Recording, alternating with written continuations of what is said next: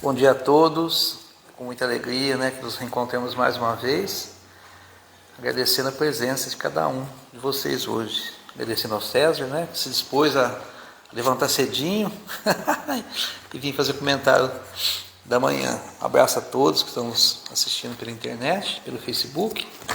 E antes de começar, a gente vai fazer uma leitura do livro Fonte Viva, é a lição 48, Diante do Senhor. Por que não entendeis a minha linguagem? Por não poderdes ouvir a minha palavra. Jesus, isso está em João, capítulo 8, versículo 43. A linguagem do Cristo sempre se afigurou a muitos aprendizes indecifrável e estranha. Fazer a todos o bem possível, ainda quando os males sejam crescentes e numerosos. Emprestar sem exigir retribuição. Desculpar incessantemente. Amar os próprios adversários. Ajudar os caluniadores e os maus. Muita gente escuta a boa nova, mas não lhe penetra os ensinamentos. Isso ocorre a muitos seguidores do Evangelho, porque se utilizam da força mental em outros setores.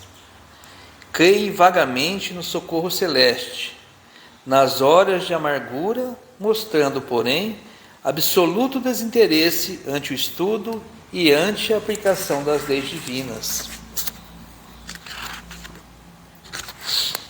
A preocupação da posse lhes absorve a existência. Reclamam o ouro do solo, o pão do celeiro, o linho usável, o equilíbrio da carne, o prazer dos sentidos e a consideração social, com tamanha volúpia que não se recordam da posição de simples usufrutuários do mundo em que se encontram e nunca refletem na transitoriedade de todos os patrimônios materiais, cuja função única é de lhes proporcionar adequado clima ao trabalho na caridade e na luz, para engrandecimento do Espírito Eterno. Registram os ensinamentos do Cristo, todavia algemam furiosamente a atenção aos apelos da vida primária. Percebem, mas não ouvem. Informam-se, mas não entendem. No campo de contradições, temos sempre respeitáveis personalidades humanas e, por vezes, admiráveis amigos.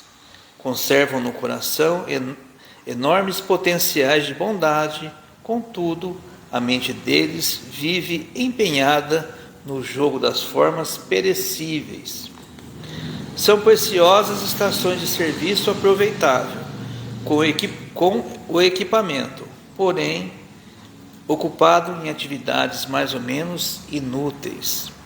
Não nos esqueçamos, pois, de que é sempre fácil assinalar a linguagem do Senhor, mas é preciso apresentar-lhes o coração vazio de resíduos da terra, para perceber-lhe em espírito e verdade a palavra divina. Nossa, chamamento, gente? A palavra não é difícil, mas nós ainda não estamos atentos. Então nós vamos elevar o pensamento ao mais alto, pedindo a Jesus, nosso mestre, modelo e guia, aos espíritos amigos, paz a todos nós, a humanidade, entendimento, que possamos, Senhor, nesses instantes, receber do mais alto as vibrações de paz, de harmonia. Vibramos pelo companheiro César, que vai fazer o comentário da manhã, que ele seja intuído e amparado pela espiritualidade aqui presente. E assim, Senhor, só temos que agradecer. Que assim seja, graças a Deus. Com a palavra, então, César, nosso amigo, companheiro, que vai falar sobre Chico. É o que mais a gente fez essa semana, né, Minato? Isso. É o que a Laura falou, né, que lá no Joseph, né, eles falaram muito. Você também falou na quinta-feira sobre Chico. Ah, legal. O Menato, esse trechinho que você leu é bem interessante, porque eu ouvi essa semana um filósofo na televisão. Ele estava falando sobre a filosofia, né? E ele falou que a filosofia de Jesus que o evangelho de Jesus era o Platão dos pobres, né? Zombando, porque ele é um filósofo, ele estuda Platão, né? Ele estuda Sócrates. E zombando de Jesus, o filósofo, do modo pejorativo, mas ele falou a verdade, né? O evangelho do Cristo é para os pobres. Jesus começa o Sermão da Montanha com essa frase: bem-aventurados os pobres de espíritos. O que ele está querendo dizer? Bem-aventurados os humildes, né? Ainda bem que quem descobre essas coisas são os pobres, os simples, não os doutos. Obrigado, meu Deus, ele agradece, que as pessoas mais simples é que conseguem sentir o seu evangelho, que é mais ou menos isso que o Menato acabou trazendo aqui pra gente. E as pessoas mais cultas realmente têm uma dificuldade, não faz lógica o seu evangelho, porque a nossa vida ela é muito mundana aqui, né? A vida verdadeira é do lado de lá. E ninguém mais que a gente não podia deixar de homenagear o Chico, que é um exemplo de um seguidor do Cristo que nós tivemos. Como ele, tantos outros, né? A gente pode mencionar pelo mundo afora, não é porque nós somos brasileiros que vamos ser bairristas, mas nós temos também brasileira a Irmã Dulce, temos a Madre Teresa de Calcutá, coisas contemporâneas, né? Inclusive a Madre Teresa nasceu em 1910, no mesmo ano que o Chico. Os dois nasceram no mesmo ano. Mahatma Gandhi, né? E a gente pode procurar aí vários exponentes que estão no século passado, que são seguidores do Cristo. E a gente não pode deixar de aproveitar, de tirar proveito desses exemplos de história, né? Como o Chico, que profeticamente, né? Essas profecias, vamos dizer assim, Chico não era muito profético de dar datas, mas essas pequenas coisas lhe era permitido dizer, né, não que ele era o profeta, ele sabia das coisas, mas a gente sabe que ele tinha a mediunidade e traziam para eles essas informações, porque a responsabilidade do conteúdo que ele trouxe, 400 e tantos livros publicados, né, era muito grande. Então a credibilidade do que ele falava era muito necessária, que eles fossem certeiros, tanto que ele preveu a data da sua morte, que foi no dia 30/6, né? No dia que ele não preveu a data, ele dizia que o dia que o povo brasileiro estivesse feliz, né? E o bacana é que no dia 30, quinta-feira, eu abri a internet e estava a foto do Chico, e pouco se mencionou do pentacampeonato do Brasil, né? Eu achei muito interessante, deu destaque no UOL, né? No UOL, abri a página do UOL, estava lá a foto do Chico, e depois uma notinha pequenininha falando do Filipão, que era o técnico do Penta, tal, mas uma nota bem de rodapé. Então, isso vai ficar para a história, né? A trajetória de vida deste homem maravilhoso, que é esse o meu objetivo. Relacionar o evangelho com as atitudes, os gestos, como ele agia. Então, é para cá que eu tenho que apontar, né? Olha, uma foto que eu achei dele novinho. Então, acho que a melhor maneira, acho que como o Chico gostaria de que a gente falasse dele, esses espíritos de muita luz, não gostaria que eu ficasse contando que ele nasceu isso, que ele passou por isso. Não da pessoa, mas sim dos exemplos. Eu acho que é a melhor forma. Porque é através desses exemplos do Chico que a gente vai conseguir se elevar, melhorar, refletir, mudar as nossas atitudes. Tenho certeza que ele gostaria disso. E ele nasceu, né, em 1910 e aos 5 anos ele ficou órfão. Então, já desde pequeno, ele começou trazendo, assim, muito pequenino, mostrando, dando alguns exemplos de resignação. Como que ele deu esse exemplo de resignação? Desde que foi viver com a madrinha, a dona Rita. Ela era uma senhora muito perturbada, obsidiada, né? E que torturava ele. Deixava ele passando fome, espetava ele com um garfo. A gente pode ver isso no filme, né? A resignação deve ser um comandado pela razão. A gente tem isso lá no Evangelho segundo o Espiritismo. Por quê? Aos 5 anos de idade, muito vulnerável, uma criança muito vulnerável, até aproximadamente os 8 anos, ele viveu com a madrinha e ele tinha a razão que ele tinha que ter essa resignação, ele tinha a consciência, porque senão ele não iria sobreviver. Né? Mesmo ela torturando ele, fazendo ele passar fome, algumas judiava dele, né? Ele teve a resignação. Então já desde pequeno, quando a gente estuda essa trajetória dele, ele já nos traz exemplos. Ele orava muito, porque a mãe dele ensinou, antes dela desencarnar, a mãe dele ensinou ele a orar, e quando ele orava através do Pai Nosso, era quando ele conseguia ter os momentos de conforto, porque a sua mãe aparecia, como ele tinha já a mediunidade muito aflorada, né? A mãe dele aparecia, ou seja, olha só o exemplo que ele nos dá, né? Nos momentos de dificuldade, a necessidade da oração, a necessidade de transformar os sentimentos que estão dentro do coração para a gente receber o conforto dos céus. E ele recebia, ele tinha a visão da sua mãe. Então, a importância disso. E a mãe dele o tempo todo falava para ele ter paciência. Calma, Chico, paciência. Essa frase da mãe dele que ele conta, né? Que a mãe dele dizia paciência. Quem não sofre não aprende a lutar. Como é que nós estamos educando os nossos filhos? Nós estamos evitando com que os nossos filhos tenham sofrimentos. Prestem bem atenção o que eu vou querer dizer para não interpretar de forma errada o que eu vou colocar. É errado o bullying nas escolas. É errado. É um absurdo. Mas do jeito que está sendo feito hoje, a criança, né, a gente precisa acabar com isso. Mas eu sofri bullying na escola, minha esposa, eu comento com ela, ela também sofria. Todos nós sofríamos de alguma forma o molequinho que te fazia o bullying. Esse movimento de sofrimento, segundo a mãe do Chico, ensina-nos a fazer com que a gente aprenda a nadar, eventualmente, no dia a dia, contra a correnteza.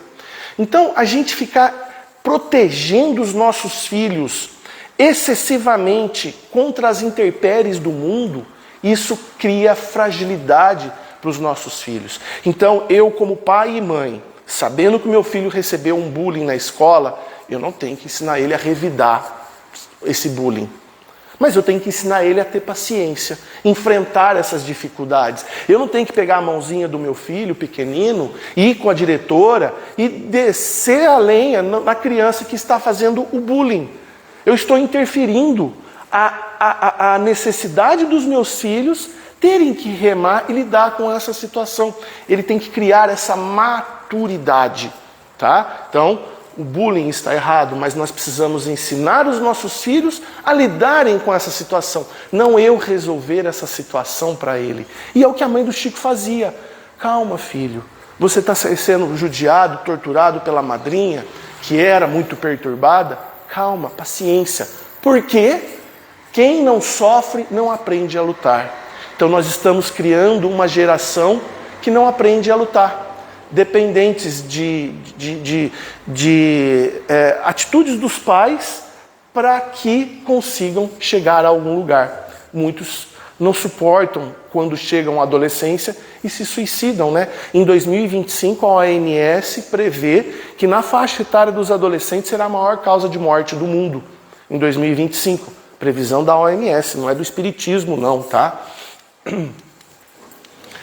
Ele não se revoltava, Chico não se revoltava diante das agressões da madrinha. Olha só, então, outro exemplo, né? A gente compreender as fragilidades das pessoas. Então, não se revoltar diante das injustiças, que tudo isso que eu estou trazendo está também no Evangelho, né? A fé. No momento, tem uma historinha do Chico que ele estava com fome porque a madrinha deixou ele 2, 3 dias sem comer, né? Ela tinha aquelas coisas insanas. E um dia ele estava chorando: mãe, hoje eu estou com muita fome, hoje eu estou orando, olha só, orando. Mãe, mas hoje eu queria comer alguma coisinha. Ela: filho, calma que Deus vai prover por você. No que ela fala isso, um cachorro entra perto do lugar onde ele estava fazendo a oração, no quintal, meio afastado, latindo, pulando tal, com um pedaço de jatobá na boca. Aí o cachorro vem, chega com esse jatobá, larga ali perto do Chico, porque saiu latindo para o outro lado, estava com o jatobá na boca, aí largou o jatobá e saiu latindo, por causa de algum barulho e tal. A mãe dele virou e falou: tá vendo como Deus está provendo? Pega esse jatobá, né, e vai ser um prato suculento para você se alimentar e nutrir-se do que você precisa. Então, olha só como a gente precisa ter fé nos momentos de dificuldade, como Jesus diz, né, até as aves do céu se alimentam dos grãos, nada vai faltar para ninguém quando a gente tem a fé, a gente desperta. E ele já desde pequenininho também despertou. E a obediência, eu coloquei a risadinha ali, né? Porque tem uma história que é insana, a gente chega a duvidar da verdade, da veracidade dessa história. Mas o filho da madrinha estava com uma ferida na perna, e aí levou para fazer uma simpatia, porque a medicina não conseguia resolver o problema da ferida na perna. Foi fazer uma simpatia, a mulher da simpatia falou que precisava de uma criança lamber a ferida que estivesse em jejum durante 3 sextas-feiras. Olha só a simpatia da senhora que apareceu e trouxe essa mensagem. E o que a madrinha fez? Chico, vem lamber a ferida do irmão adotivo dele ali, né? Do filho da madrinha. E aí, a mãe: mas mãe... Aí ele de novo em oração com a mãe, porque era quem estava sempre acompanhando ele por perto. Ela falou: filho, obediência. Obediência, né? Mais vale lamber uma ferida que causar aborrecimento aos outros. Olha a profundidade dessa frase.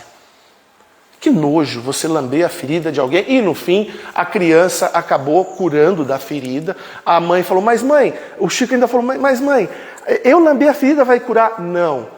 Os espíritos de luz, né, nós vamos cuidar da ferida dele resolver. Fique tranquilo. Mas desenvolva a obediência, porque mais vale lamber a ferida do que o aborrecimento aos outros. Olha a grandeza disso, gente. Quantas e quantas pessoas nós aborrecemos? Então a gente precisa tomar muito cuidado quando a gente falar alguma coisa para alguém e aborrecer essa pessoa. Pense que seria melhor que nós estivéssemos lambendo uma ferida do que aquela pessoa fosse embora aborrecida e magoada com você. Então a gente tem que ter muito cuidado com o que a gente diz, muito cuidado com o tom do que nós dizemos e os gestos, o tom de voz, né? Os movimentos, tem que ser tudo muito atento para que a gente não aborreça as pessoas. Tá? É insano isso, a gente ver esses exemplos do Chico, né? Acho que tem mais um. Isso.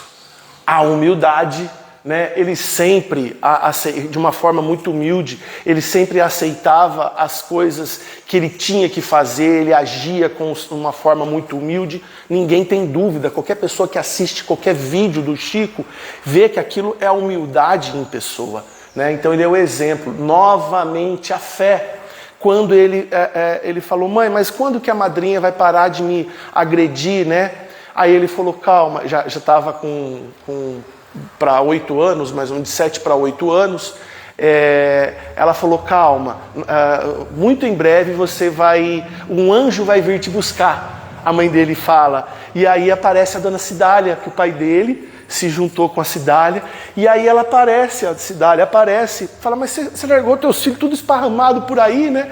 Ele falou: mas eu não tinha como cuidar, o pai do Chico disse.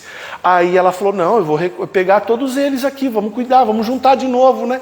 E foi lá chegou na dona Rita, falou: eu vou levar o Chico de volta.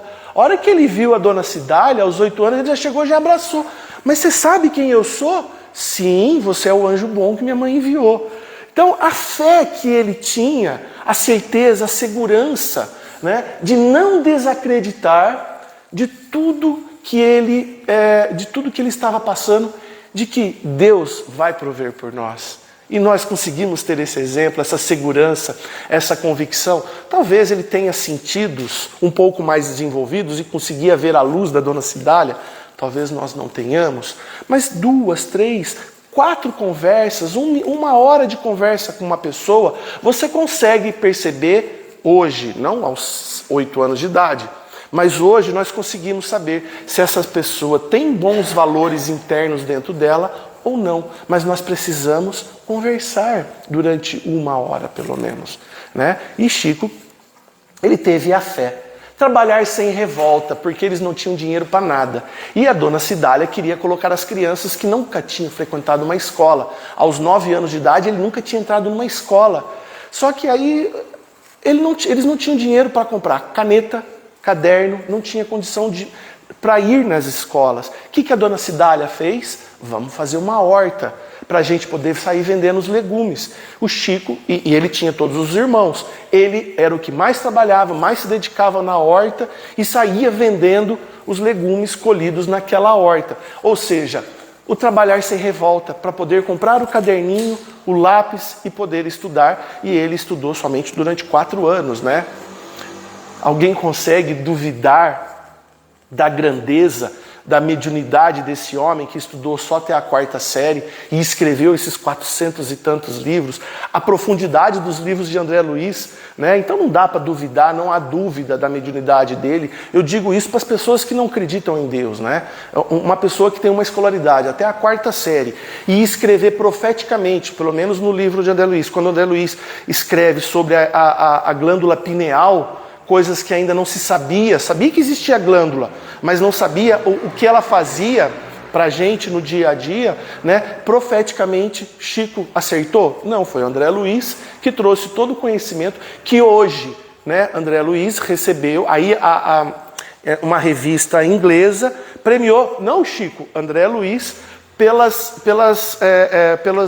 conclusões sobre a glândula pineal há 70 anos atrás, coisas que não se sabia nada, tá? Então, ele estudou durante 4 anos, precisando plantar para poder ter o dinheiro para comprar o caderninho e o lápis. E a responsabilidade, quando essa história é muito bacana. Então, vocês viram que a gente vai escutando as histórias do Chico e vai trazendo esses exemplos que eles começaram a ter um problema. Eles saíam de casa, o Chico, a família, né, ali, começou a sumir as coisas da horta. Começaram a ser roubadas as coisas da horta, que era o sustento para eles poderem, ajudava na renda familiar, uma família muito grande. E aí o Chico conversando com a mãe dele virou e falou: Chico, faz o seguinte, inverta a situação. Se a vizinha está entrando aí, vocês estão desconfiando que ela está roubando, comece a entregar a chave da casa de vocês para a vizinha. Mãe, mas ela rouba tudo, ela está roubando a horta, quem dirá a casa? Não, dê a responsabilidade para ela assumir para que não roube. E aí, a partir do momento em que deu a responsabilidade para a vizinha não roubar mais, para vigiar a horta, né, ela parou de roubar. E olha que bacana, quando a gente percebe que alguém está por caminhos tortos, às vezes, ao invés da gente licenciar essa pessoa, é bem possível e provável que se nós transferirmos a responsabilidade para aquela pessoa, ela muda. Ela assuma a responsabilidade e fala: puxa, eu estou roubando eles, mas eles estão acreditando em mim, né? Então, a gente precisa começar a agir dessa forma, transferir um pouco as responsabilidades para situações adversas. São exemplos da vida do Chico que a gente traz para o nosso dia a dia, né? Então, se um funcionário está dando um problema, a gente começa a jogar a responsabilidade para ele, que ele vai falar: opa, e a gente vai ajudar essa pessoa numa nova conduta. Olha que imagem bonita do Chico com o Divaldo novinho, né? Achei e falei: vou colocar essa foto. sempre falou a verdade. Por mais difícil que fosse para ele, quando ainda pequeno, ele falava para o padre: padre, mas eu estou vendo o espírito da minha mãe, eu estou vendo não sei quem. E o padre falava: não, isso é o demônio, você não está vendo. E aí, ele mesmo que aquilo fosse ridicularizado, né, mesmo que aquilo fosse prejudicá-lo, ele não mentia. Pequenas mentirinhas, para quê? Ele não conseguia. E será que nós estamos agindo assim também, né? Às vezes a gente, não, eu vou mentir só para não ofender o outro. Não, não é assim. A gente realmente não deve ofender ninguém. É preferível lamber uma ferida, uma chaga, do que ofender alguém, né? Que magoar alguém, que alguém se aborreça com você. Mas a gente precisa tomar muito cuidado. O Chico não falava mentira, mentirinhas bobas, né? A disciplina. Porque às vezes era preferível, para não falar mentira, ele tinha que ter uma disciplina em calar-se. Isso talvez seja prudente. Então, a prudência, a disciplina de se calar às vezes e não prejudicar, né? A renúncia para edificar o trabalho cristão, né? Isso é inegável, o tanto que ele não viveu uma vida para si. A vida dele foi em prol da caridade, né? Tanto que os livros todos que ele publicou, ele não pegava R$1 disso. Então, a renúncia de abrir mão da sua vida em prol da divulgação do cristianismo e principalmente do Consolador prometido, que é o Espiritismo, é algo inacreditável, né? E, gente, está tão próximo, tem registros de tudo isso, tem filmagens de tudo isso, né? Que às vezes a gente vai falar: não, mas Jesus, será que Jesus foi tudo isso? Quando a gente vê a trajetória de Chico, que talvez não seja 1/10 de Jesus, talvez não seja 1/10 de Jesus, talvez seja, mas porque Chico colocava Jesus em outra esfera, né? Ele tinha Jesus como o nosso modelo e guia. E a gente observa os gestos, os atos, a conduta do Chico, a gente consegue, mas o que seria Jesus então nessa situação, né? Se ele é a matriz de tudo isso que a gente vê. Então, a renúncia de sua vida para a propagação dos trabalhos cristãos é inegável, né? Por mais cético que você seja, por mais acreditar que a filosofia cristã é a filosofia dos pobres, é o Platão dos pobres, o Platão é do rico, né? E o cristianismo é para os pobres, concordo plenamente, porque aqueles que são pobres de espírito, né? O pobre aceita tudo, né? O pobre precisa da comida, precisa da roupa, tudo que você doa para o pobre, ele não nega. Então, o evangelho é para a filosofia dos pobres de espírito, porque é com ele que você se enriquece, é com ele que você aceita. Ao passo que aqueles que são doutos, eu não quero isso de presente, né?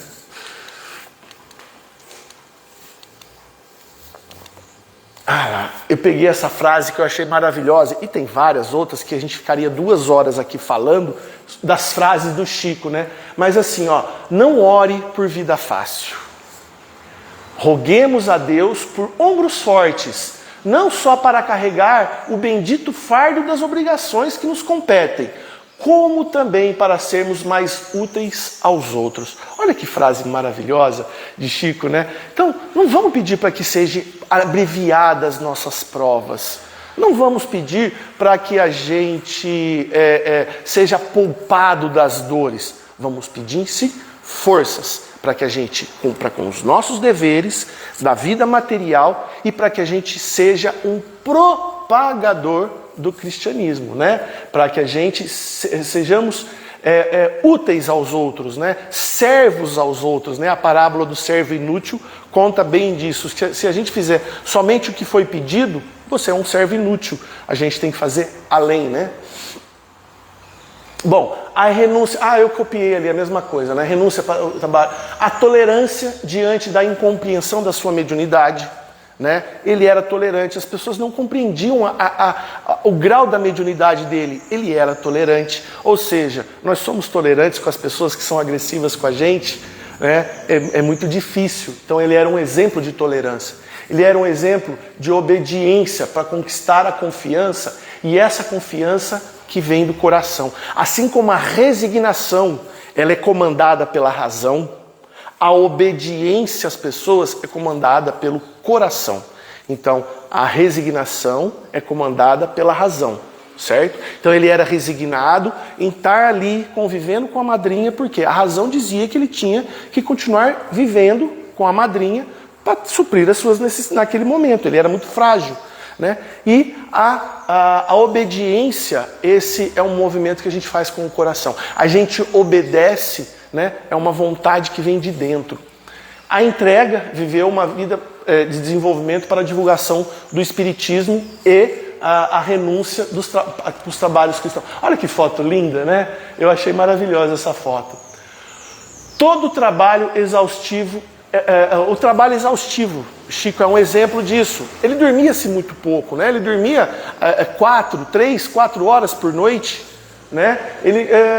Para que cumprisse as suas obrigações, porque ele tinha que trabalhar para poder manter a conta de água, conta de luz, a conta do supermercado, comprar roupa, para manter as suas necessidades mais básicas, né? Ele tinha que trabalhar, e ele tinha que trabalhar para divulgar não só o cristianismo, como principalmente o espiritismo, que estava precisando de explodir para o mundo, mostrar através da sua mediunidade. Então, às vezes a gente reclama que o trabalho está muito pesado, mas a gente tem que ver que às vezes a gente é um pouco mole demais. Ele é um exemplo de trabalho exaustivo, tantos e tantos anos que ele viveu, né? 92 anos. O poder do pensamento, a fé, né? São duas historinhas que eu coloquei, vocês devem já conhecer essas duas historinhas. O poder do pensamento, tá? Teve a história de que ele estava saindo um dia do centro, e aí tinha um formigueiro que ia derrubar o muro. O formigueiro estava crescendo muito, o formigueiro, né? E aí um dos trabalhadores do centro falou: olha, eu vou jogar álcool aqui e vou tocar fogo nesse formigueiro. O Chico falou: não faz isso não, espera um pouquinho.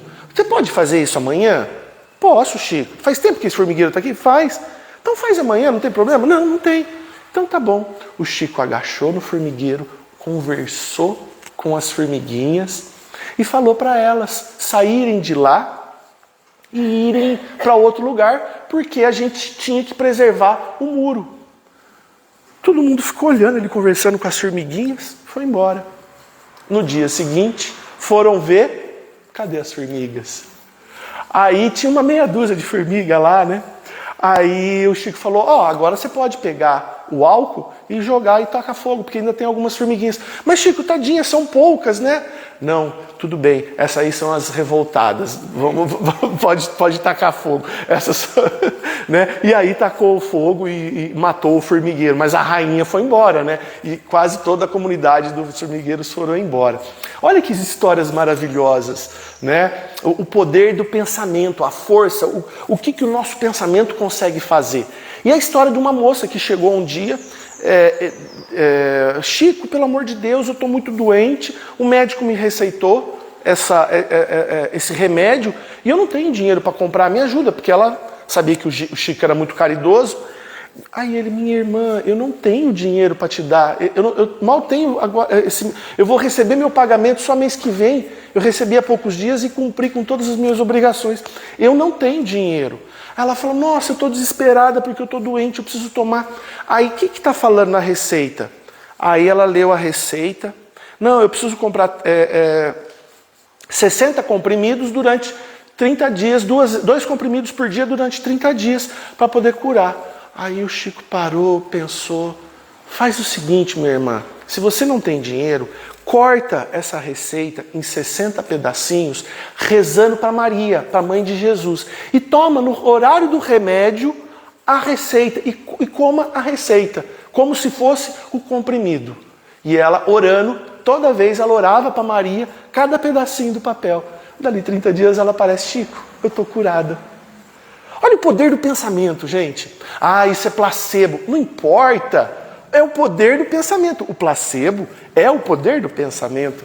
Então são histórias de que Chico nos traz exemplos de vida maravilhoso. Gente, a história do perdão. Essa história do perdão é linda, né? Quando eu falo sobre o perdão, eu conto essa história. Eu conto uma história do Chico e uma história que o Divaldo nos conta. Mas a história do Chico foi vivendo com ele. Quando ele morava em Pedro Leopoldo, essa história é uma senhora, uma cidade pequena, 10 mil habitantes, 15 mil habitantes, o filho de uma senhora foi assassinado. E não tinha assassinato naquela época. Ali era uma cidade, todo mundo conhecia todo mundo. E de repente, o filho dessa senhora foi assassinado. E ela ficou muito ruim, enterrou o filho, ela ficou muito triste, morava só ela e o filho, ela era viúva, e ela ficou sozinha. E aí, 2, 3 dias depois que enterrou o filho dela, Chico foi fazer o evangelho no lar, o Emmanuel já chegou no Chico e falou: Chico, vai fazer lá o evangelho com a Dona Maria, vai fazer o evangelho no lar, porque ela está precisando. Chico, nossa, é verdade. Pegou os amigos dele que estavam lá para fazer o evangelho no lar e foi na casa da Dona Maria. Chegando lá, a Dona Maria recebeu o Chico, falou: nossa, Chico, que bom que você veio e tal, né? Mesmo ela sendo de outra religião, o Chico era conhecido, muito querido. Aí ele falou: vamos fazer uma oração do evangelho. Ela falou: que legal, eu estou fazendo uma sopa e aí a gente divide a sopa, ela está curando ali, enquanto isso a gente faz o evangelho. Olha que eles iam começar o evangelho no lar, bateu na porta um mendigo pedindo comida. Aí a senhora falou: nossa, pode entrar, vamos entrar. Participa do evangelho com a gente, o mendigo, né? Participa do evangelho com a gente e que a sopa está fazendo. Na hora que terminar o evangelho, eu sirvo a sopa para o senhor também. A gente divide aqui a sopa. O senhor sentou, Chico abriu, ou não sei, alguém abriu o evangelho, né? O perdão das ofensas, né? E aí, para que leu o trechinho da importância do perdoar, não 7 vezes, mas 70 vezes 7. E a senhora virou e falou: sabe, Chico, meu filho era um menino bom, 19 anos. Quem fez isso não sabe o que fez. Não foi pessoal, foi uma pessoa tão perturbada, porque meu filho era muito bom, meu filho era um menino bacana, né? E eu perdoo a pessoa que fez isso, mesmo sem saber quem é. O mendigo virou: dona, a senhora é a mãe do menino que morreu lá? Sou a mãe dele. E a senhora perdoou quem fez isso sem conhecer ele? Eu perdoo do coração. Eu entendo que a pessoa que fez isso está precisando de mais ajuda do que o meu próprio filho. Aí ela falou: e agora que a senhora sabe que o assassino fui eu?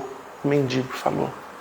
Imagina só, para entrar naquele evangelho no lar, os obsessores que estavam nesse mendigo ficaram todos do lado de fora. Imagina o esquadrão de anjos protetores, como Emmanuel e todos os outros que estavam ali, assessorando esse momento incrível. E aí o despertar de consciência, como o evangelho entrou nesse senhor mendigo, né? E o despertar de consciência, e todo mundo ficou atônito, ficou sem reação. Ela levantou, pegou o prato de comida, serviu para ele, deu um abraço no mendigo, e ele voluntariamente foi até a delegacia e se entregou. Isso é o perdão. Né? Essa história mexe comigo toda vez que eu conto. Esses exemplos, essas histórias, essas mensagens maravilhosas que Chico traz para nós, e nós temos, e está tudo isso fácil da gente conhecer. Né? Eu vou contar um segredinho para vocês. Na quinta-feira, mensagem: César, qual que vai ser o tema que você vai falar no sábado?